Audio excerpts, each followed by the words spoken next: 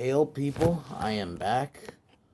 I'm doing another video. This is we're on continuing on with the Halloween franchise. We're on Rob Zombie's Halloween. This is honestly one of the ones that I watched early on. I had seen the original before, but only in parts. I watched this one on the Sci-Fi Channel, and keep in mind, there's two different. It's not different cuts completely. There's the regular version, which is a theatrical, which is the one I watched for the first time, and then there's the not the producers, the director's cut, which or the unrated edition, which is what it's called. Which I will describe one of the scenes, you know, but yeah. But other than that, mainly most of the film is the same, just that one part which I will get to. So Rob Zombie, this came out in 2007. I think they wanted it to do so probably after Halloween Resurrection not doing well. They probably wanted to move away from the family storyline, and then they're like, you know what? We can do a remake since remake. Because keep in mind, 4 years before that, you had the 2003 Texas Chainsaw Massacre. So at that time, just in the year before that, the Hills Have Eyes remake came out. So there was just like a bunch of movies that were remakes that year, well, that decade. So, what do I think of it? I like this movie. It's my fourth favorite. I know, very controversial. I will get into why I like this movie. I'm not saying there's nothing I don't like about it, but I look at it as, and keep in mind, I only like this one. There is no second one, which I am gonna review the second one. I'm gonna rip that motherfucker apart when we get to it. But to me, there's only one. So this film starts off with, we see Michael's mom and her stepdad arguing, and yeah, this is a part of the film a lot of people do not like. This film is really regarded as some people's eyes. This film is awful. It they don't like that they give Michael a backstory, but I will touch on why it doesn't fully bother me. But yeah, I mean, 5 minutes into the movie, there's a line that it says, "I'm gonna skull fuck the shit out of you." It's really so we see Michael killing like little animals. So and we see that his stepdad doesn't like him, and this is part of a lot of things people don't like about this movie. They don't like that they gave Michael a backstory, but not just a backstory, but like a some people have said it like a generic backstory. His family was shit outside of his mom, you know, fucking, you know, being bullied at school and all that. But something, the one thing I will say, it doesn't bother me, but I will say, like, the first half, I can see why a lot of people don't like it. But then we see Michael be bullied in school by the actor who played, I'm trying to remember the character's name, but he was in Spy Kids. Um, so we earlier in the film we also meet Sam Loomis, who's played by Malcolm McDowell. I think Malcolm McDowell actually does a really good job. He's not Donald Pleasance, but I think he plays in this movie. They ruin him, which I will get to in the second one. But in this one, it feels like he has the Loomisisms. Like he wants to really stop Michael, but it's almost like a modernized one because like he wrote a book. And Malcolm McDowell said that in an interview that he didn't watch the original because he didn't want to, just do a carbon copy of Pleasance's performance, which I can respect. I think that's a good idea. Try to do something on your own. So one of Michael's first kills, which I'll admit, this is one of my favorite scenes in the movie, is when he kills the bully character. He follows him into the woods and beats him with a stick. This is the one thing I really like about this movie. Not just this kill, but the kills in general in this movie. The visceralness that Rob Zombie does. And I think Rob Zombie's good at that. Makes the kills feel visceral. I can get that sometimes he overly does it with the shaky cam sometimes, but it doesn't bother me like some others do it. But like, yeah, it's really good, and I can understand a criticism. Another one I've heard of this kill specifically, that they dragged it on a bit, but I don't know. I thought it was executed well. He breaks his legs, and then he looks at a picture, and then well, he takes off the mask, right, and then he looks at a picture which the bully was using earlier because his mom's a stripper. So he then slowly puts it back on, and then just continues to beat him. And then he goes home. Before that, the principal finds out about Michael killing animals, so he contacts his mom. There's a lot of deleted scenes in this movie too. But then we get to Halloween night. His sister Judith, um, and her, we actually, and her boyfriend comes home. She decides that she was supposed to take him out for things, for trick or treating, but she doesn't. She ends up hanging out with her boyfriend. So he hangs out outside for a little bit. Then he comes home. And in my opinion, one of my favorite just all sequences. He's just like eating candy corn, and then just the switch happens. Grabs a knife, and tape, and duct tape. Duct tapes his stepdad, who's like drunk on a chair, and then slits his throat, and then proceeds to kill Judith's boyfriend by beating him with a bat. And I'll admit, this scene where when he first hits him and he starts like seizing, that's pretty fucking crazy. I will admit, the kid actor who plays Michael here does a really good job at just kind of like, because he seems like a regular kid, and then just he gets switched to being like a creepy kid really good. I think this kid did. Dave Fierch, I think is his name. I could probably have fucking butchered that, but yeah, I think he does a really good job. So he kills her boyfriend, and then he goes up in her room. Her boyfriend happened to have the signature Myers mask, and then he puts it on and then kills Judith. And I'll admit, this part was really good. Like, you see her, like, him stab her, and then just she slowly comes out. She's all bloody, and then it's all quiet. And then when he comes back out, the music hits. They don't play the classic theme. They play like the dun dun dun, like they play that, but like a little modernized. And then yeah, he kills her in the mask. It didn't bother me personally that he did that, but I thought that whole sequence was good. And then he just picks up his baby sister and then waits outside. They find out about the murder. His mom comes home, and then like cops are there, and they're taking the bodies out. And there's this really cool shot of Michael just looking out of the window. And I think that shot alone, I'm like, okay, this kid really does a good job. So then we go to Smith's Grove, and this is one I love this whole section of the movie when he's in Smith's Grove. I like the little things like that. I get that Michael Myers, he's best not knowing his motives. But for me, I look at this movie almost how no, I understand it's going to piss off some people. I'm not comparing the movies themselves. I'm just talking about like how they did it, how Nolan did Batman. Made it more realistic. I think that's what Rob Zombie did. Is he almost feel like I almost feel like this is like a more, if Halloween was a bit more realistic, like, so that's why they made him much bigger, like, because realistically, some of the kills Myers does, especially in the later movies that I've reviewed, like, just shotgun through the chip. You have to be a big motherfucker to do that. That's why they're like, okay, we're gonna make him big. He doesn't have that supernatural element. We're gonna give him like a shitty background because a lot of, especially at the time, modern serial killers kind of had that background. I understand. I can see. I've even heard you could have still did that, but you could have made his family normal. I understand. But for me, I look at it as like almost what Rob Zombie did, a more realistic take on Halloween.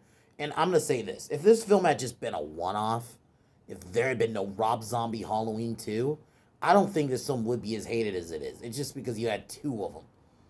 So, but continuing on, I like the scenes in Smith's Groves. Like you slowly see him deteriorate. I cannot fucking say that word right now. But um, like he seems normal initially going in, but then he starts just wearing that mask. The emotion like is gone, and then there's a scene where he freaks out at Loomis, and then you would see his mom come and visit him every now and then.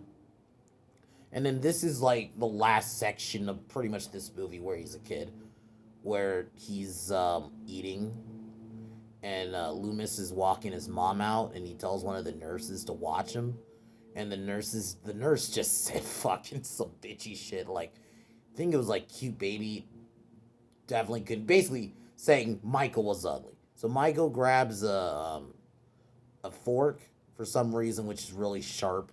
It was the 70s, I'm assuming. That's the other thing he changed. When Myers did the killings, in the original is 1963. In this, it seemed like it was 70s because they were playing. There's a scene where they play Love Hurts by Nazareth. That's a 70s song. And I think he's wearing a Kiss shirt in one scene. So I'm assuming, yeah, when he did he's a kid in the 70s. So, yeah, he stabs the nurse in the neck. I'll admit this scene's good too. The Loomis is freaking out. It's slow motion, and his mom is just like freak because she never saw her son like that. And then that's when she realized I think she lost her son because then she goes home and then shoots herself, and then time jump 15 years later, and now we see Tyler Maine's Myers. Tyler Maine, I actually thought did it in this movie is really good as a more modern Myers. I obviously prefer like the more original supernatural Myers, but I don't mind Maine. I understand why they had to make him bigger. Some kills Myers does in this franchise, he would have to be like the size of Tyler Maine.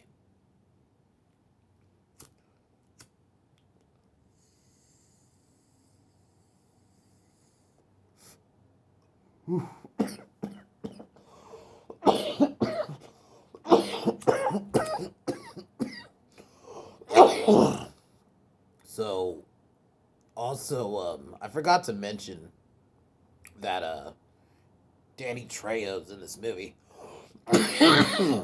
um, One scene you see him talk. He's one of the workers at Smith's Grove.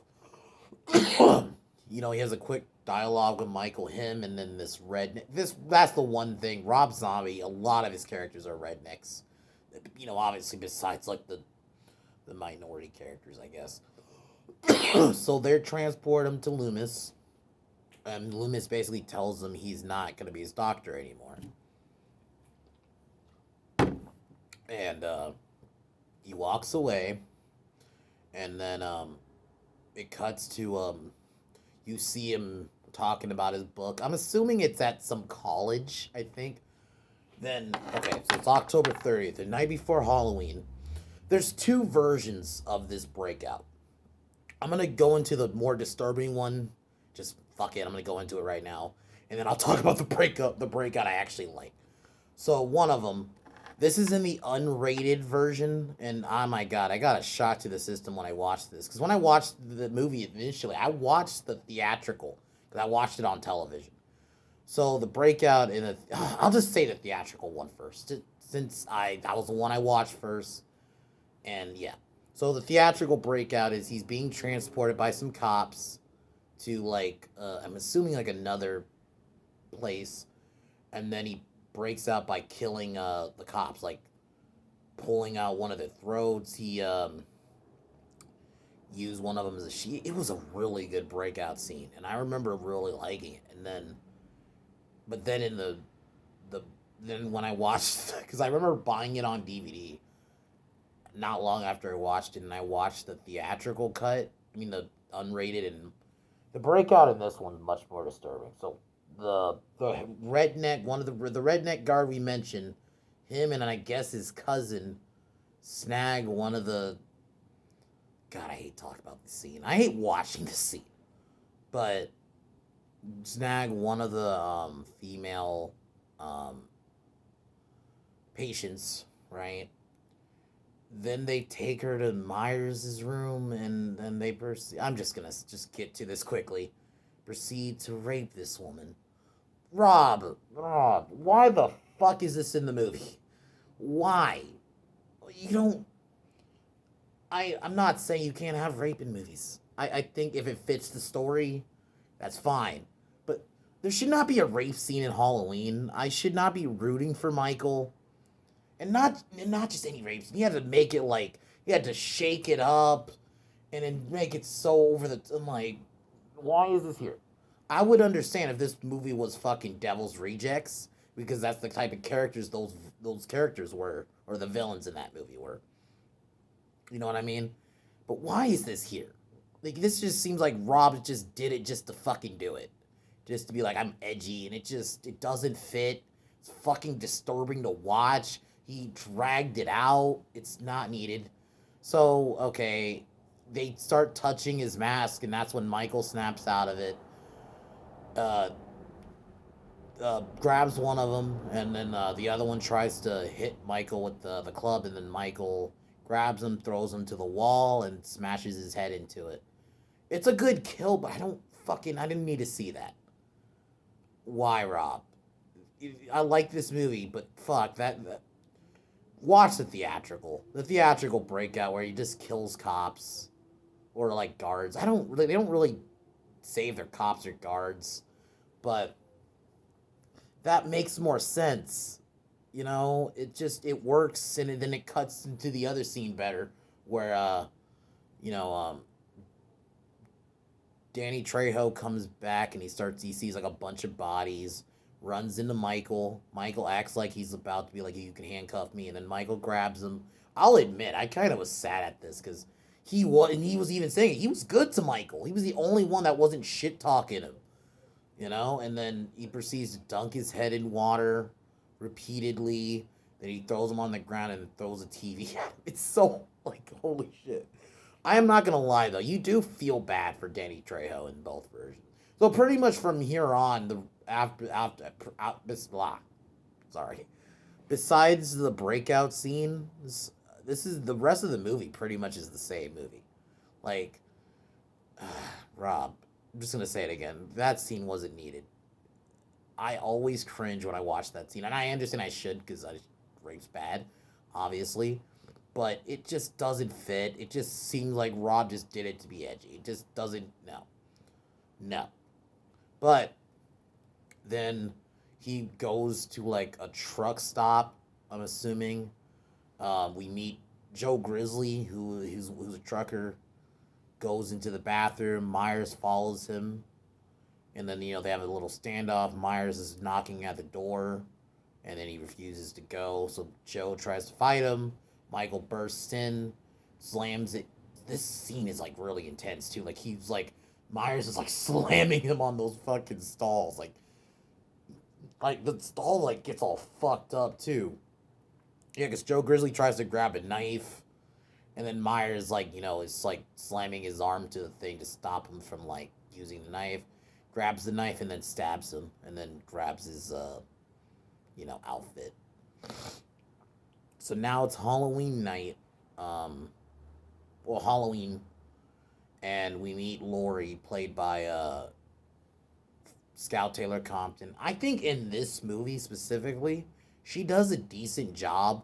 She seems like a little bit at the time more modernized version of Lori. Like, cause if you remember, Lori's like shy in the first one. Like, even in one of the scenes, like where Annie sets up a date for her, she's like, "Oh no, don't do it." In this one, they do that same scene, and she's like into it. She's a bit more modernized. She's not as like scared, and shy. I think in this movie she's fine, and then they just wreck her in the next one, which we will get to when I review that one tomorrow. But and we also actually meet Lori's adopted parents. That's another one. We don't ever meet her parents in the original, besides her dad for like 2 seconds. So then Myers comes home, and then I guess he hid the mask. I mean, they don't really explain. That's fine. It's stuff like that. I can suspend my disbelief. So he takes out the cupboards, the floorboards, and then he finds his knife. That I guess that's the knife he used to kill, his stepdad and the family. And then he finds the mask, which is all like disheveled now, or like dirty. I actually like that mask. That's the one thing about this movie. I really dig that mask, and the music's decent. Oh, that's another thing. The music isn't great. I think the soundtrack's okay. It's there's like two versions of the Rob Zombie Halloween theme. There's like the one they play in the movie, and then there's another one where they has like more background sounds. I actually dig that one. I like if you listen to it, it works for that movie. Even and a lot of the other themes are very much. It just seems like just modernized versions of the classic themes, but it works for this movie. So it's not the most amazing soundtrack, but it's decent, and it's also it has fucking "Love Hurts" by Nazareth. That's a great fucking song. So she comes home, she comes over to drop off the key, kind of like the original. And then he looks outside and we meet Tommy. He's and Tommy's not that much different than the original. Although this one he's like, I don't like girls and stuff, but other than that, he's pretty much not that much different than the original in terms of like he's still just a little boy. Then Loomis, after hearing about Myers' escape, says he's gonna get there quick. I probably should have said that. That happened the same night. Yeah, the the head of Smith's Groves calls Loomis about Then Loomis confronts them like, y'all, you should have fucking been smarter about this. And then he says you need kind of like similar to the original scene where you got to tell him exactly where he's going. And that's about it. It's almost like a callback to that scene. So we're at Laurie's school. It plays out a little different. Like if you remember the original where Laurie looks outside and Myers is there, she's in a classroom. In this, like I'm assuming it's like the library. We meet uh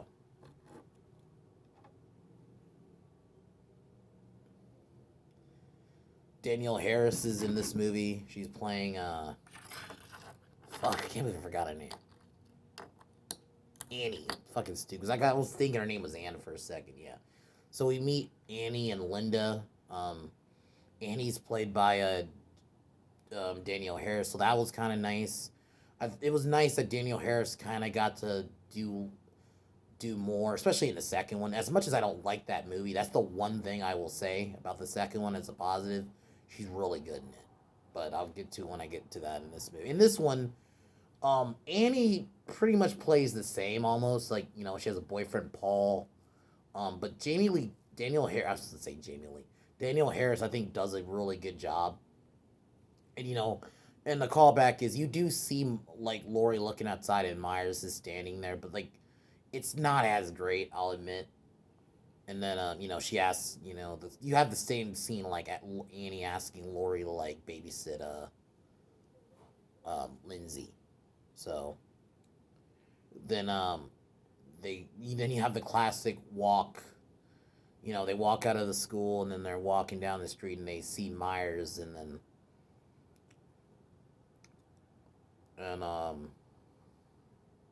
pretty much that's that. And then we see Loomis go to the gun store to get a gun. Also, he goes to the cemetery, and that's where they find about Judith's gravestone being missing. So you have those little things that are callbacks. Um, Annie meet. Oh, I forgot to mention. Yeah, Annie's dad, Chief Brackett, is played by Brad Dourif. I think he's awesome. That is one casting I think Rob did really good was uh, Brackett. Because don't be wrong, no disrespect to Brackett in the original, but I think Brad Dourif really did make it his own. It almost does feel like though sometimes I'm like it's Chucky talking, Chucky's as Brad as Brackett, but it's good. I think he does a really good job. Nothing really much happens. Then it becomes night. Um, Annie, well, um, Linda goes to this is the thing they also change about it compared to the original. Linda's death's a lot later in the movie, and they go to Lindsay's house. In this one, it's the original Myers house, which has just been abandoned, and they go in and you get a decent shot of Myers standing on the balcony.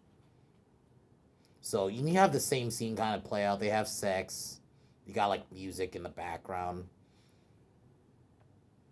Then he tells them to get her beer, so that he goes and gets beer, and then Myers kills him basically the same way, just not in a kitchen. Stabs him to the wall, and then he does the sheet trick, and then then she grabs the beer from him, and then he strangles her.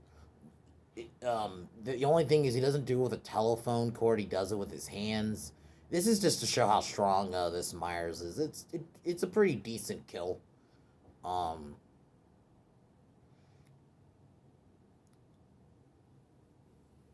so yeah, he kills him. Well, he kills her, and then we cut to Lori being picked up by Annie. And then Lori's step parents were about to go in, and then Myers comes in. I'll admit this is another kill scene I think I really like, just because it's something different. I like that Rob little things like this he did on his own. Like he's like, we're gonna showcase Lori's step parents. We didn't really see, or I'll just say parents, and the way he kills that, he just like straight up slices him in the face, and then you know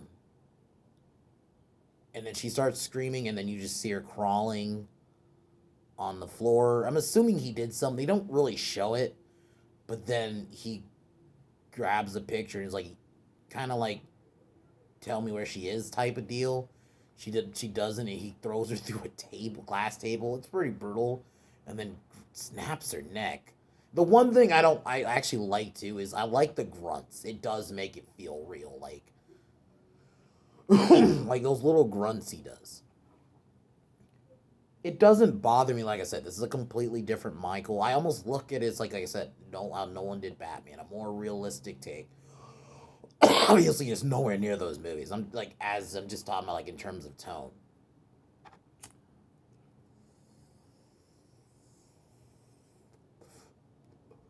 Then we cut to and they're at Lindsay's house. Lindsay's watching movies, and then you see Myers in there watching it with her. I'm not gonna lie, it's a cool shot. And then she walks in and tells her, "Well, we gotta go." Yeah, then they head over to Tommy Doyle's house. Not Tommy. Yeah, they head over to Tommy Doyle's house, and oh, while this is happening, we cut to Loomis trying to talk to Brackett. Brackett, doesn't believe him. Like when he's trying to tell him about like the Michael taking the gravestone. Like some dude just grabbed a gravestone type of deal, and then they agree to meet up at that they'll meet up at the police station. So that happens.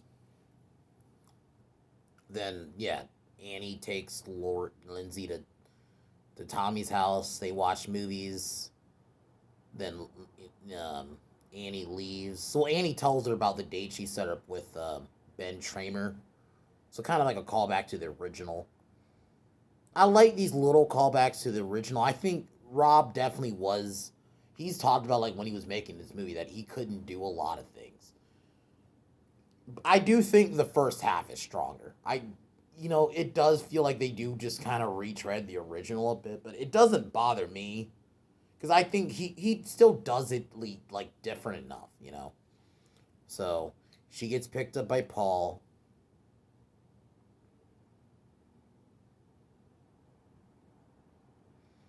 Then